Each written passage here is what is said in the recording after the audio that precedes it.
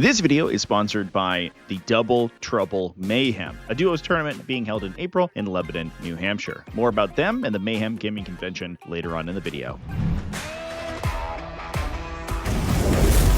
What's up, folks? Welcome back to TacticalTortoise. My name is Trevi, and it's time for another episode of the best armies in Warhammer 40k. As always, this is the weekly video series where we go through undefeated results from the last weekend of competitive 40k events and talk about what is doing well.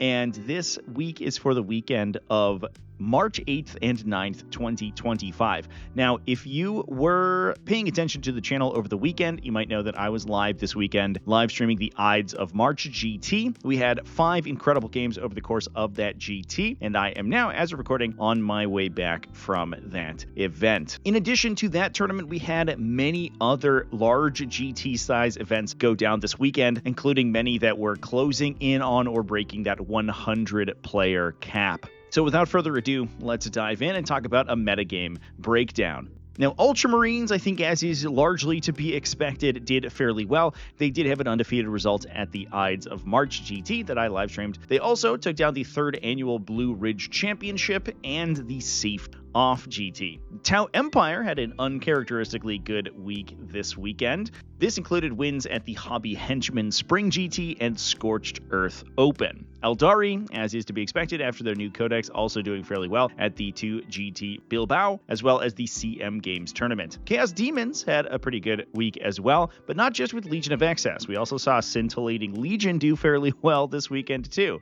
at the Califata Wars.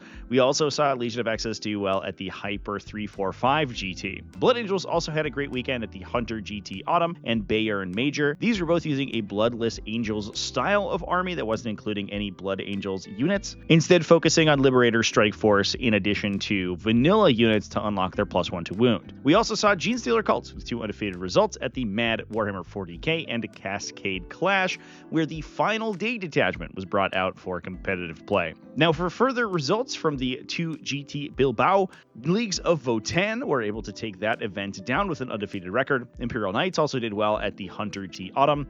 Tyranids also at the Ides of March, they took that event down. Astra Militarum were able to win the Berry Bash, and last but certainly not least, the Black Templars took down the Wheat City Open. Now, if you're looking for places to watch Warhammer 40k, obviously, you can go over to the live tab on my channel to watch the Ides of March GT. However, I was not the only channel live this weekend. The Scorched Earth Open was live streamed by War Games Live. The Hunter Autumn GT was also streamed by the Australis Tabletop Wargaming Network, and Tabletop Live was live over at the Berry Bash. All friends of the channel, please go check out their coverage. And if you have any additional live streams that were active covering 40k this week, go ahead and let me know down in the comments so we can get more people to watch their content. And with that, let's dive into these lists after a word from our sponsors. This video is sponsored by the Double Trouble Mayhem, a 2-player team event being held at the Mayhem Gaming Convention on Saturday, April 8th in Lebanon, New Hampshire. For those who aren't familiar with the Mayhem Gaming Convention, it is a classic, old-school, multi-system style of convention that features multiple game-mastered games, as well as tournaments and organized play for a wide variety of games, including Age of Sigmar Spearhead, Warhammer 40k Combat Patrol, and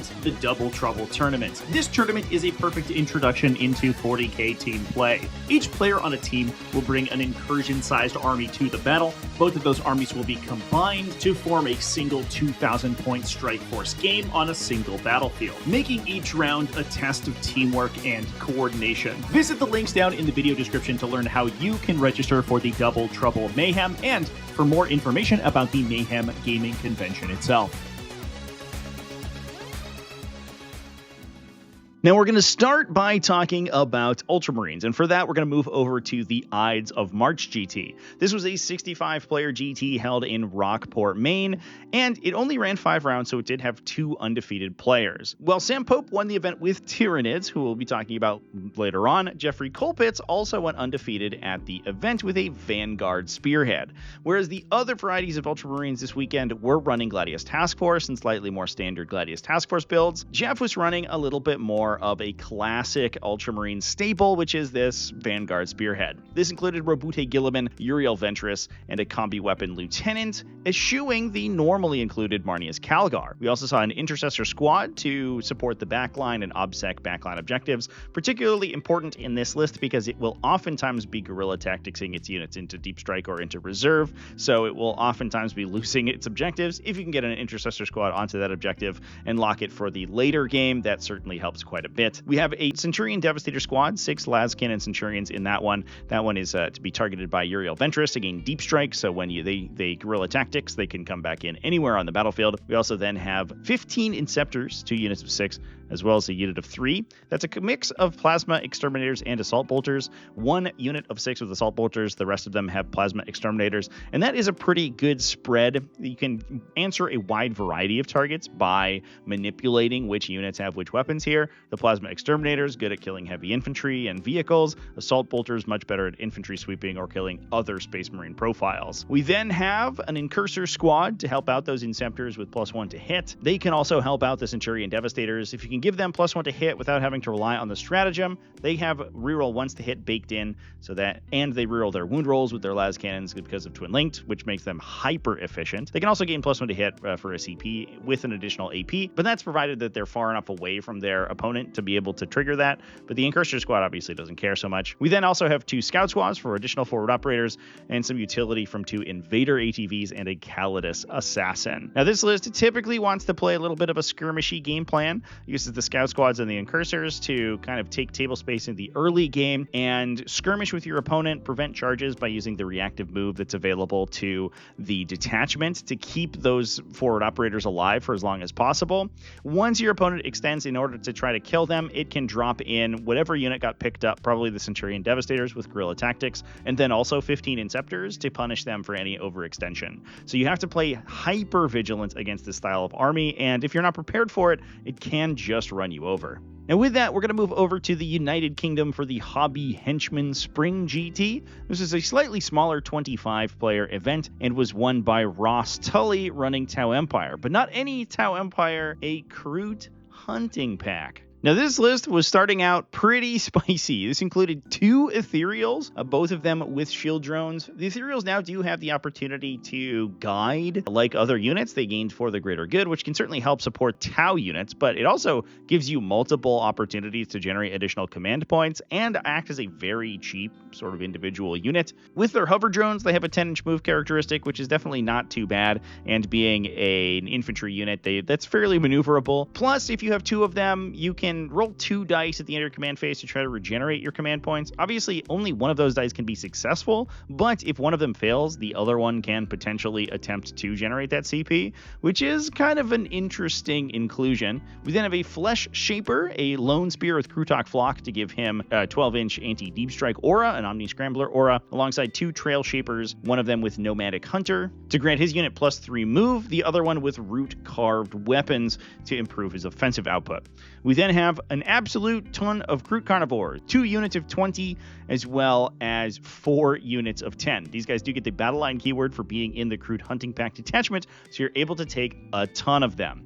We then have some forward operation, or additional forward operation, I should say, from 2 units of Kroot Farstalkers, alongside 3 units of Kroot Hounds, and a bunch of Krootox Rampagers. Interesting to see the Rampagers included. These guys aren't quite as well supported by this detachment as they are by the Auxiliary Conjurer that we saw from the Grotsmas drop, but they do still have some pretty powerful buffs available to them. That especially includes things like their built-in +1 to hit and wound if they're targeting units below their starting strength, as well as a potential +1 AP from the detachment from Stratagem. We didn't have a bunch of Krootox Riders, 3 units of 2 as well. This list is absolutely wild. We have a ton of forward pressure. You're able to put just essentially an entire army worth of scouting units on the table. The Krootox Rampagers are a pretty solid rapid ingress threat if they're coming out of strategic reserve. And that's not to mention the fact that the entire army can benefit from things like the reroll hit rolls from the Kroot Lone Spears, ranged attack. Largely, this army is going to play a little bit of a board control and a scoring game. It has a ton of high OEC super fast infantry that's going to be able to project across the table. They're relatively difficult to kill. Basically, all these units have stealth as well as an invulnerable save from the detachment ability. If you lose Kroot carnivores, you can regenerate them with the reinforcement stratagem that they have access to. You can also lone operative them. So it's very difficult to sort of chew through this whole army effectively and prevent it from scoring. And given the just insane number of units that it has and the amount of forward operation and board control that it has, it's going to be able to score secondaries on you pretty effectively too. Very classic kind of infantry body count skew. We're running just 100 Kroot carnivores plus 20 Kroot farstalkers plus 15 Kroot hounds plus all of the cavalry as well. It's a total of 24 cavalry. So a lot of armies just simply don't have the attack volume to chew through that, especially once you start imposing those defensive penalties on them. And anything that doesn't is just going to get pushed out on primaries. Now, with that, we're going to move over to Knoxville, Tennessee, and talk about the CM Games Warhammer 40k tournament, the Bluff Hammer Brawl. This was a 35-player event and was won by Aeldari. Now, the winner was Sean Rice, playing a fairly standard aspect host variety of the faction, but it is always cool to see the classic aspect host do well over what is a little bit more controversial of a detachment, the Devoted Uniad. This list in particular included Asserman, Eldrad Elthran, Fuegan, the Fire Lord, as well as Janzar and Lycus, focusing very heavily on our Phoenix Lords today. We have 2 Wave Serpents to carry some of these guys around the battlefield, a unit of 10 Dire Avengers. They're going to attempt with Asserman, get his shoot and scoot, get buffed up to high heaven with the aspect host detachment ability and stratagems. You can then shoot them, fire Asserman's specialty gunshot, his 3 damage devastating anti-infantry once per game, kill a bunch of stuff, and then run them back into the Wave Serpent to potentially do something similar again the subsequent turn. That is an infantry sweeper, and Asserman can once per game do a bunch of anti-tank damage as well, potentially, especially when using their Aspect Shrine tokens. We then have a Fire Dragon unit to go in the other Wave Serpent and for Fuegan to join into, plus 2 units of Howling Banshees. If you are pushing forward the other infantry like the Fire Dragons early enough, the Howling Banshees can cycle in and out of the Wave Serpents with them, but we could also just use them as fast disruption units on top of that, especially good at killing sort of medium infantry utility units. 5 Space Marines will go down to Howling Banshees almost instantly. We have some forward operation from Rangers as well as some support from Shroud Runners as well. Those are particularly impactful for the Dire Avengers, who are low AP base, so gaining ignore cover from the Shroud Runners is a huge bonus. We then have 3 units of Striking Scorpions as well as 3 units of Warp Spiders to fill things out. Now, obviously, this detachment gets a bunch of huge bonuses from the combination of Aspect Host, gaining critical effects like sustained hits or just having them on things like Striking Scorpions, then gaining reroll hit rolls of 1 in order to trigger those additional times. You can also have things like sustained hits and potentially even lethal hits if you spend Aspect Shrine tokens on any of these shooting units, including Dire Avengers, but also Fire Dragons. You can combo that with Lycus for improved criticals as well. So all of these units can go crazy if you are able to set up the combinations, especially Eldrad Elthran also in there. You can leave him on the battlefield in order to generate you command points to run all of these stratagems. But once a unit like Fire Dragons or even the Dire Avengers get +1 to wound from Doom from Eldrad, they go absolutely crazy as well. And they can do some significant damage, even to stuff that you wouldn't necessarily expect. Once these guys start ignoring cover and wounding things on 5s, or in the case of Fire Dragons, 3s or 4s, with potential rerolls on those guys as well, and obviously the aspect host detachment ability rerolls on any of the other units, they can do some insane damage. Now, lists like these were what we were expecting to see out of Aeldari once we saw the in-faction detachments. They have been kind of supplanted by Inari. I don't think that's too surprising, but it is nice to see Aspect Host still doing pretty well, and it is nice to see them doing well without relying on things like Dark Reapers. Feels like a lot of the lists we've been seeing recently have been focusing really heavily on those Dark Reaper units and just laying down super long range fire as well as indirect fire to clear other infantry units. And this army is playing a straight up game where it's just going to blow you up from transports. It can use Skyborn Sanctuary to hop the Fire Dragons and the Dire Avengers because of Asserman's ability in and out of the Wave Serpents, so we can consistently use those transports to protect these units over the course of the game and get a lot of attritional damage out of it, but we're not necessarily doing it from super far away, so there is a lot of potential counterplay that the Aeldari player is opening themselves up to, which makes it a little bit spicier of a list in my opinion. Now with that, we're going to move over to Cordoba, Spain, and talk about the Califata Wars. This was a 26-player GT and was won by Andres Taco running Scintillating Legion. It is wild to see this detachment seeing some competitive success. We actually live streamed it last week over at the 8TC for a round. It was an absolutely wild round and definitely showcased some of the power you could get from Scintillating Legion, a detachment that on its face looks fairly underpowered, but definitely has some board control aspects that kind of fly under the radar a little bit. Now, this list was taking 2 Flux Masters. Now, I think these guys are actually kind of sweet. They have a little devastating wound attack and a modicum of the Infernal Master's ability to flip dice rolls to 6s, which is pretty good when you have a devastating weapon. It's definitely not terrible. These guys can do a little bit of damage, especially if they roll any natural 6s during their attacks. One of them is taking the Inescapable Eye to generate additional Flux tokens when you spend through them. The other one is taking Improbable Shield in order to protect against mortal wounds. This might have been a metagame consideration or potentially just protecting your army from their own hazardous checks, but there aren't a lot of things that trigger this aura, and it is ridiculously expensive. But if you are in a situation where you're fighting against a lot of Thousand Suns, for example, with lots of psychic weapons and mortals, it is definitely going to be useful. We then have 2 Lords of Change, Kairos Fateweaver, as well as a standard Lord of Change with Infernal Puppeteer. Kairos Fateweaver in there as a CP generator. He does have an indirect fire gun, which is fine, but it's not that exciting. However, he does have the capacity to regenerate your command points when you start spending them on your Tzeentch units. Of course, you're going to be picking stuff up at the end of each turn. That's one of the biggest things that this detachment does, and so you're going to be generating a lot of command points from Kairos, at least in the early game. Lord of Change, obviously, with Infernal Puppeteer, can extend his range and line of sight prodigiously from basically half the table away, so he is an auto-include in this detachment. We then have Blue Scribes as a nice little lone operative utility unit. Following that up, we have some Nurgle inclusions, including a unit of Nurglings for some forward operation and a unit of Plague Bearers. We have 2 units of Pink Horrors. Those guys can actually pick up and drop with the stratagem in the detachment is even out of combat, so you can use them to score secondaries early and around the battlefield pretty effectively from an early turn. We then have 2 Burning Chariots, a little bit of fire support that strips cover from people, as well as 2 units of Flamers, another great candidate to teleport around the table in order to clear some infantry and some utility from 3 units of Screamers. Now, largely, this army is a bit of a scenario rush. The 2 Lords of Change can fit basically from the back of the table edge and fire indirect fire weapons essentially all day without really putting themselves in danger. The Pink Horrors and the Plague Bearers then represent relatively difficult to kill high OC units, and the Pink Horrors themselves are relatively maneuverable as well, which will allow you to deliver those guys onto objectives, keep them alive for as long as possible with Flux tokens, and dominate those objectives with immense amounts of mid-board control. Now, we've talked about blue Tzeentch Daemons. Let's talk about some red Blood Angels and move over to Germany to the Bayern Major number 1.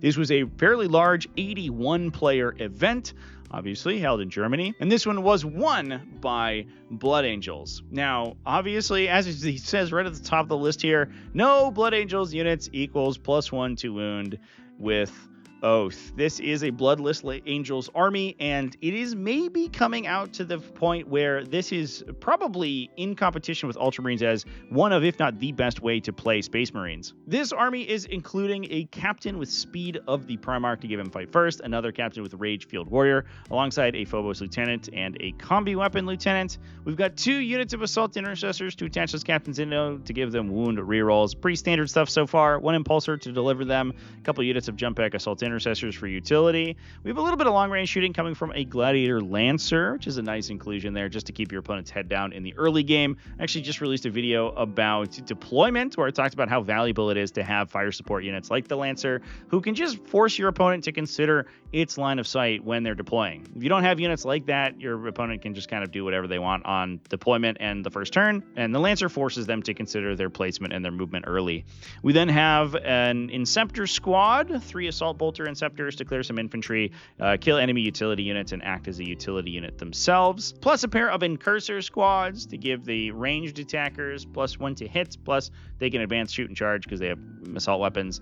They're also pretty good in melee because they have their AP1 paired combat blades. It's all pretty good, plus an Infiltrator squad to protect the backline, and some shooting to benefit from the +1 to wound. We have a Predator Destructor, as well as 2 Vindicators to back up that Gladiator Lancer. Then also have 2 Scout squads for utility as well. I don't know if I have much to say about this one.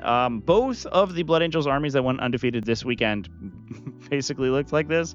It is becoming fairly standard, but it is obviously very powerful. You have really, really strong melee buffs from the Liberator Assault Group detachment ability. You're also following that up with good shooting just from the Space Marine profiles innately, and with +1 to wound, they go crazy. Pretty expected that this army would be doing fairly well. Now with that, let's move over to the 77-player Cascade Clash Ascent held in Mount Vernon, Washington. This event was won by Alex McDougall running Genestealer Cults, and not any Genestealer Cults, but the Final Day detachment. For those who don't know and who haven't seen this one before, this is the Grotsmith detachment that allows you to take Tyranid units, at least Vanguard invaders, in addition to your Genestealer Cultists. If you do so, you can gain +1 to hit on your Genestealer Cultists, and some very powerful stratagems, things like fall back and charge, put units into strategic reserve, or get wound rerolls in melee. A lot of these key off of being nearby or targeting your Tyranid units, so as long as you can scout or move forward with your Tyranid Vanguard invaders first, your backline Genestealer Cult units can be incredibly powerful. So this list includes an Abominant as well as a Biophagus with Inhuman Integration. We have a Patriarch with Enraptured Damnation, which prevents enemies from overwatching him, plus a Reductus Saboteur for some utility. Following that up, we have 3 units of Acolyte Hybrids with Hand Flamers, just to add a little bit of melee punch to the army. We have a unit of Aberrants to go with our Abominant. Again, we can source wound rerolls in melee as long as we attack something nearby one of our Tyranid units, which makes these Aberrants absolutely lethal. We can also benefit from that +1 to hit by taking Achilles Ridge Runners. A lot of them have spotters to improve their ballistic skill. They're then going to gain +1 to hit from attacking enemies nearby those Tyranid units. So we can get most of these heavy mining lasers to be hitting on 2s, also benefiting from potentially +1 AP and ignore cover from the Survey Augur and Mortar equipped Ridge Runner. So 5 Ridge Runners in total, 1 as a support unit to mortar enemies for crossfire, then the other 2 with mining lasers to benefit from that. Obviously, the other benefit that we get from these Ridge Runners is that we can spit off their twin heavy stubber attacks into another unit to then chain the crossfire around. So fire a mortar, give crossfire to 1 unit, shoot mining lasers at it, kill it, stubber the next thing, crossfire that one, shoot the other mining lasers, kill that one, stubber another thing, charge it with Aberrants, get basically +1 to AP through the entire army, also getting potentially +1 to hit from the Tyranid units on top of that. We have Goliath Rock Grinders who can take over the midboard and deliver our Acolyte Hybrids, plus a unit of Hybrid Metamorphs that can attach in with the Biophagus if we so desire, and a big unit of Pure Strain Genestealers that we can forward operate up the table and try to take over the midboard, prevent enemies from getting in on our squishy or Tyranid units, and prevent enemies from getting in and preventing scouts from things like the Achilles Ridge Runners, plus punishing enemies who are pushing the center of the table pretty hard. That's a lot of devastating wound attacks that, again, can potentially be getting wound rerolls, which goes absolutely insane. We have a couple of allies, a Death Leaper and 2 units of Gargoyles, as well as 2 units of Lictors and a unit of 3 Raveners. So Gargoyles and Raveners acting as very fast invader units to spot enemies. Gargoyles obviously can advance, shoot, move again after shooting to push that +1 to hit aura way far up the table. Lictors and Death Leaper can support the Reductus Saboteur and the Genestealers by forward operating and just being lone operatives to hold down objectives. Plus the Raveners have an uppy downy, so they act as a good utility unit as well, in addition to any other units that we might be putting into reserve with the stratagems available to the detachment. This army's awesome. I was actually shocked that we didn't see too many people pick up this detachment once it was released in its Grotsmith variety.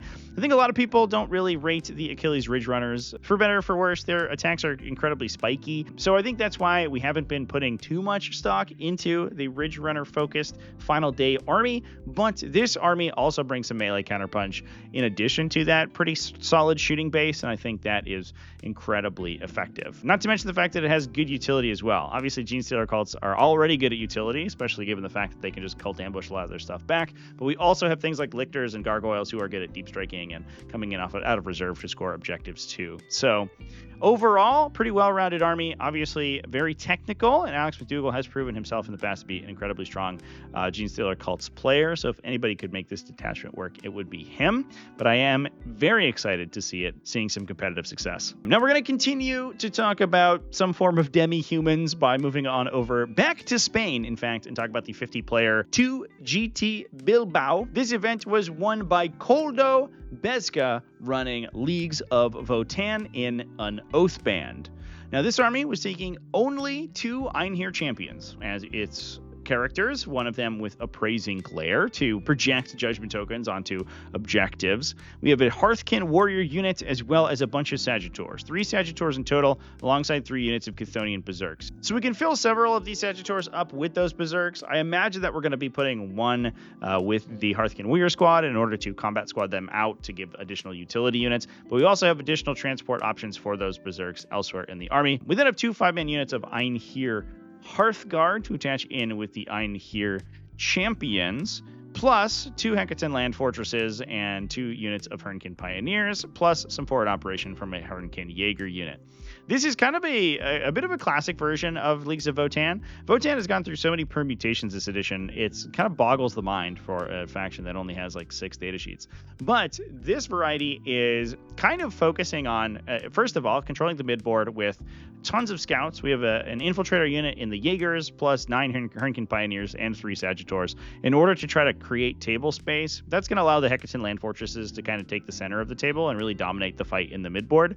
And I imagine, although I'm not 100% sure, that we may be putting the Einherjar Hearthguard into Deep Strike, or at least maybe one of them, then Deep Striking them with Rapid Ingress in behind the land fortresses to attack anything that has the potential to come in and attack them. Or I guess we could just transport those Hearthguard units up the table normally and bail them out of the land fortresses too. Although we also have the Chthonian Berserks that could be doing that as well. So a lot of transport options in this army, and obviously the Hekaton land fortresses backed up by Einherjar Hearthguard is kind of a classic combination of units for this faction, especially the varieties of Leagues of Votann that are playing a little bit more of an attritional sort of combat-focused game plan. More recently, we've been seeing scout-focused armies and infantry-focused armies that are combining the powers of Hearthkin warriors and mass Sagittars to just outscore the opponent. But in this army, we are actually killing them with Hearthguard and land fortress attacks. We have a little bit of that Hearthkin flair in all these Sagittars, but it is not focusing on that style.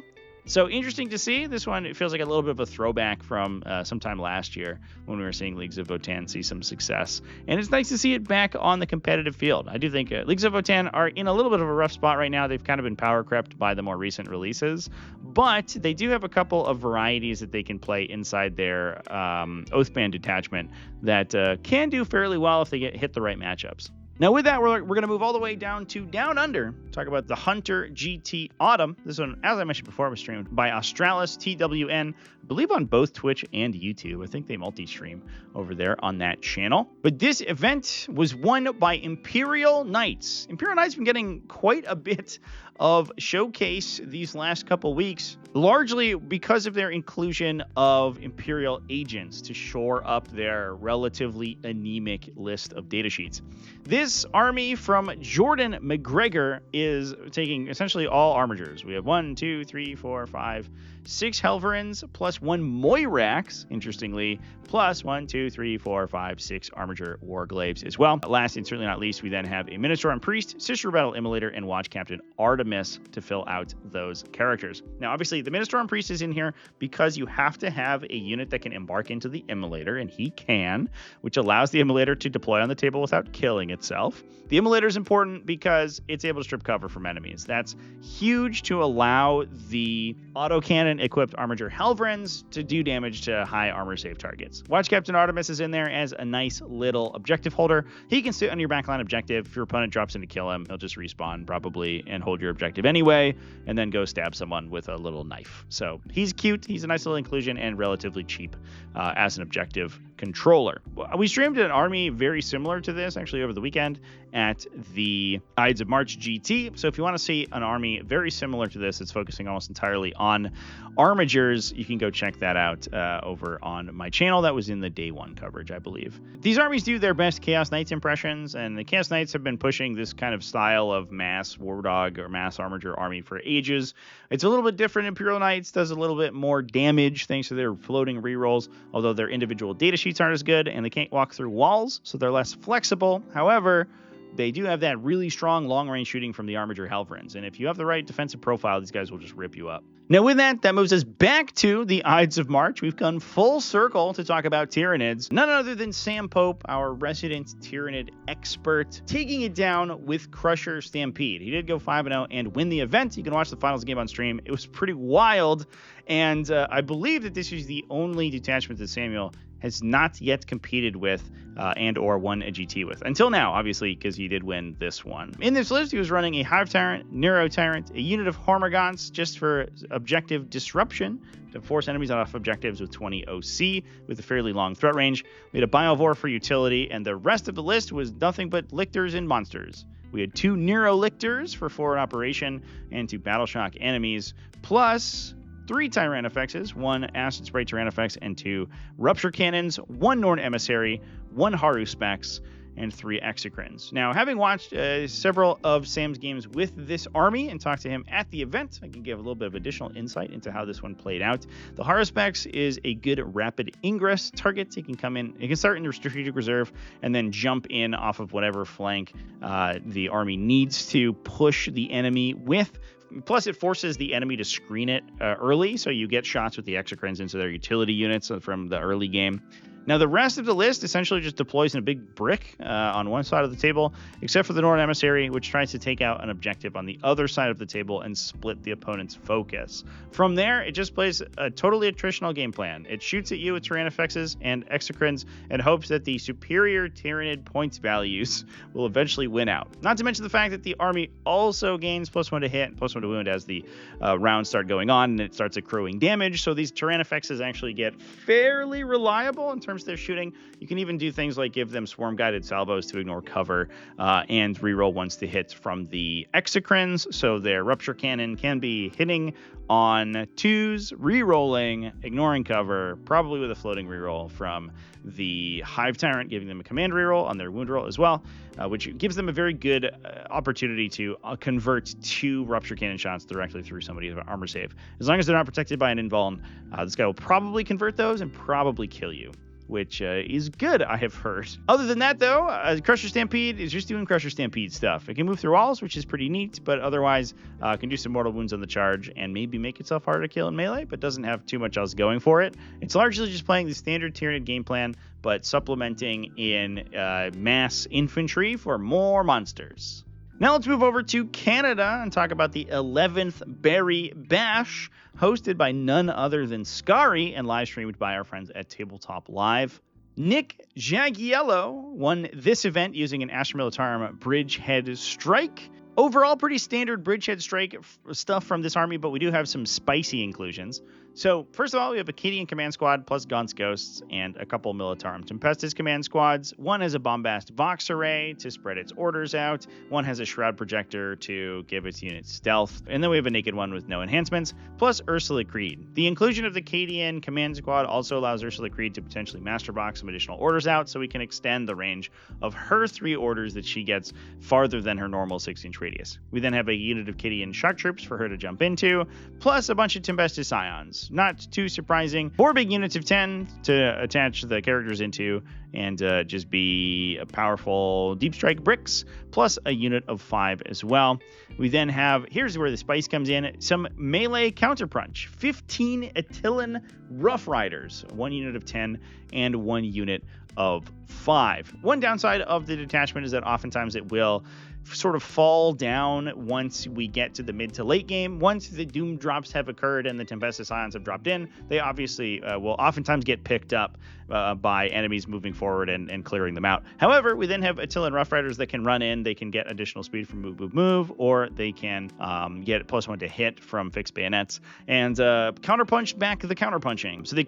So they can allow the remainder of the Militarum army to continue to trundle forward unmolested. We have a little bit of indirect fire from 3 units of heavy weapons and a field ordnance battery, plus 2 Krieg heavy weapon squads. These guys with Krieg heavy flamers. I think these are basically an auto inclusion into essentially any Astra Militarum list at this point. For 75 points, you get 3d6, 2 damage, 18-inch range flamers, can shoot on death. So when the unit commits, you could potentially be shooting once on your turn, overwatching and shooting on your opponent's turn. Then your opponent kills the unit and they get to shoot again. So you're shooting 3 times over the course of a single battle round, and that's a lot of 2 damage anti-infantry shots. We have some very cheap anti-infantry shooting from 3 units of Ogryn as well, just to act as objective holders, and some forward operation to push back enemy screens with ratlings. So we have a lot of these really cheap units that can go up and trade with opponents' utility units. Obviously, one of the weaknesses of Bridgehead Strike is how much it relies on its deep striking in order to get work done. And if you're able to force your opponent to over-screen to prevent the Tempestus Ion units from hitting your backline, and then kill those opponent screening units with Ogryn, you can then save the Tempestus Ions to hit the heart of your opponent's army after all of those chaff units have been cleared out. This might also be a use, I guess, for the Attilan Rough Riders. They are actually fast enough that they can get in and start clearing those units out from the early game, pushing back where your opponent can reasonably stand without being blown up by the frag lances, and then further opening additional table space. Lastly, we also have a Cyclops demolition vehicle. Cute little guy. I think it just gets added in to act as a utility unit or do some additional mortal wounds, I guess. Now, with that, let's move down to our last event of the weekend, and I think our most interesting result. We're going over to Manitoba, Canada, to talk about the Wheat City Open, which was won by Brendan Krusty, running none other than Black Templars in a Righteous Crusaders detachment. And not just any Black Templars in Righteous Crusaders, because that can encompass a lot of different army archetypes. We've seen things like Terminator spam with this. We've seen, obviously, mass Primaris Crusaders, mass infantry spam with this style of army. Today, we're rocking Terminators, one of the most maligned styles of units in the Codex, but Brendan Krusty is making it work. Or Trusty? Might be Trusty. I'm sticking with Krusty, though. First off, we have 2 Terminator characters, an Ancient in Terminator armor with 10 Hauser's bones to give his unit a feel no pain. Once you have sworn to uphold the honor of the Emperor and give yourself a 6+ feel no pain, that improves to a 5+ feel no pain on the 10 Hauser's bones units, and so that unit becomes super tough to kill. We then have a Captain in Terminator armor with Sigismund's seal to grant his unit improved critical hits when you have sworn to accept any challenge, no matter the odds. Again, for those who are not familiar with Righteous Crusaders, we can swear one of these oaths at the beginning of the game to give the army an army-wide buff. These include lethal hits, sustained hits, anti-psyker, and a 4+ vulnerable save against psychic weapons, and an improved feel no pain and leadership characteristic. However, we can also change these using the Fervent Acclamation stratagem. As long as you have a character inside your unit during your command phase, you can switch up the Templar vow that has been assigned to that unit. So, in addition to that, we then have a standard Intercessor squad for OBSEC, 3 units of Jump Pack Assault Intercessors for utility, plus an Incursor squad, and an Infiltrator squad, alongside a Reaver squad and a Scout squad. Tons of forward operation in this army.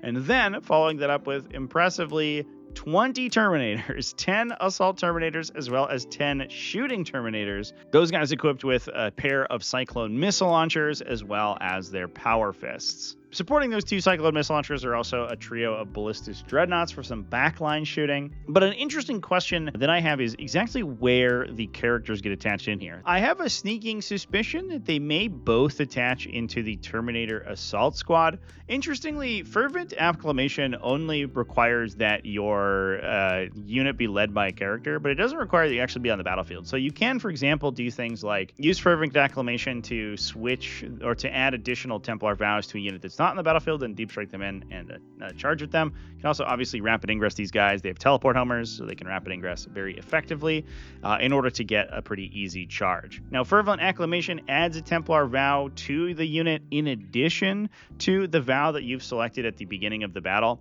Those can include things like a Feel No Pain from Uphold the Honor of the Emperor and sustained hits from Accept Any Challenge no matter the odds. That Feel No Pain improves to a 5+ thanks to Tannhauser's Bones, and that sustained hits improves to a 5+ critical, so they trigger it on 5-ups if they are accepting any challenge no matter the odds, once those two characters are attached in. And we can attach those two characters in because we can dual attach with the Ancient. As long as you're attaching a Terminator captain, you can also attach the Ancient alongside him. So this Terminator Assault Squad can be an enormous pain in the ass. You can choose to uphold the honor of the Emperor to make the Terminator Squad and the Ballistic Dreadnoughts really powerful shooting bases. They have a 6 Feel No Pain, which on these units that have a 2+ armor save and a ton of wounds and access to Armor of Contempt really makes them like truly annoying to deal with. We've even seen almost entirely Ballistus and Redemptor Dreadnought focused armies from this detachment for that specific reason, and we're kind of just keeping the Terminator theme in here with this one. Obviously, I didn't see any of these games with this list get played, but that's just my opinion on how this army got conducted. I imagine that we use the Terminator Squad as a little bit of an independent unit that your opponent can try to maybe overcommit into to try to take out. You counterattack with the Terminator Assault Squad, and I imagine the perfect late game for this army is just having the Terminator Assault Squad kind of maraud around the table, paying the CP for free, or getting the CP for free thanks to Rites of Battle from the Captain to get both its sustained hits and its Feel No Pain active every single turn, and being just an almost impossible thing to deal with. Especially so since the Ancient is going to improve the attacks of those units once they start losing models. So increasing the size of the unit is going to help quite a bit. And as they lose models towards the late game, they're going to hit even harder with those who are remaining, which then, again, further benefits the fact that they also have those improved sustains and gets extra of those improved attacks from the attached Captain. Overall, pretty wild list to see undefeated at the end of the weekend. There was a little bit of discourse happening, especially when we talked about Space Marines for so long in our episode last week about how Black Templars were excluded from that list and were not very competitive. But obviously some players are still making them work. And especially with wild armies like this that are taking much maligned units like Terminators to the battlefield, that's super cool. And I love to see creativity like this get played more often. But with that, those are all of the best armies in Warhammer 40k for this week. Let me know down in the comment section which one is your favorite. Thanks for watching all the way to the end of the video. Thanks as well to the Double Trouble Mayhem for sponsoring this video. Go check them out in the links down in the video description. Thanks to everybody else who supports Tactical Tortoise. Remember to keep it classy, folks, and have happy wargaming.